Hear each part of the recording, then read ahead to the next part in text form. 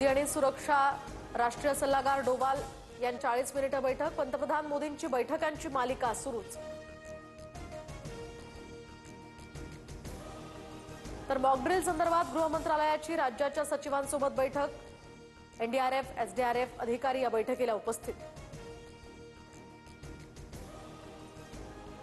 शहबाज शरीफ कुठे आहेत? पाकमध्ये पत्रकारांचा प्रश्न। तर पाकिस्तानचे पंतप्रधान सर्व गोष्टींची माहिती घेत आहेत। उपपंतप्रधान इशाक दारचं वक्तव्य।